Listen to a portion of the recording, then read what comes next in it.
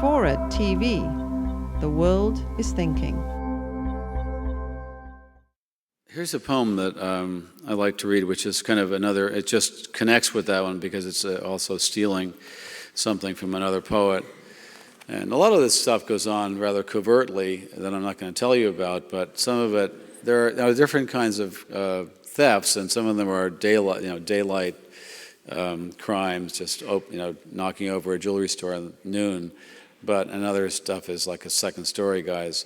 But this is very open. I take the first two lines of someone else's poem and rewrite it for them, which is this is done out of courtesy to when you see a poem that doesn't seem to get that seems to fail, you can just rewrite it and improve upon it that way.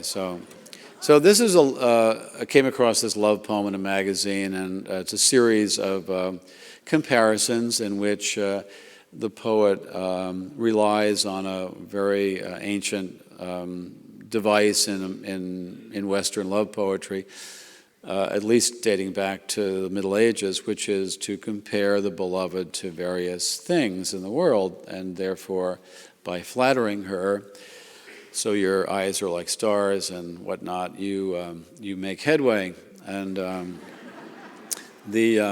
so his poem really is a wheel-spinning exercise in these kinds of comparisons, about 40 lines of just the same stuff. You're like, this, you are this and that.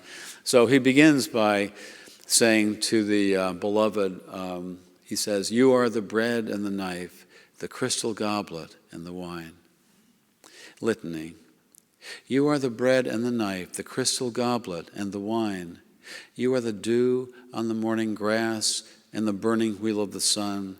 You are the white apron of the baker and the marsh birds suddenly in flight. However, you are not the wind in the orchard, the plums on the counter, or the house of cards. And you are certainly not the pine-scented air. There is no way you are the pine-scented air. It is possible that you are the fish under the bridge, maybe even the pigeon on the general's head, but you are not even close to being the field of cornflowers at dusk.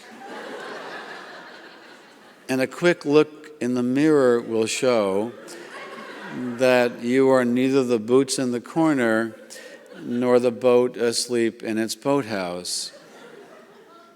It might interest you to know, speaking of the plentiful imagery of the world, that I am the sound of rain on the roof.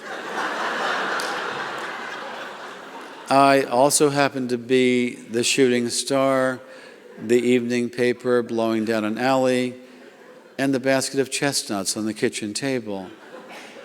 I am also the moon in the trees and the blind woman's teacup. But don't worry, I am not the bread and the knife. You are still the bread and the knife. You will always be the bread and the knife, not to mention the crystal goblet and somehow the wine.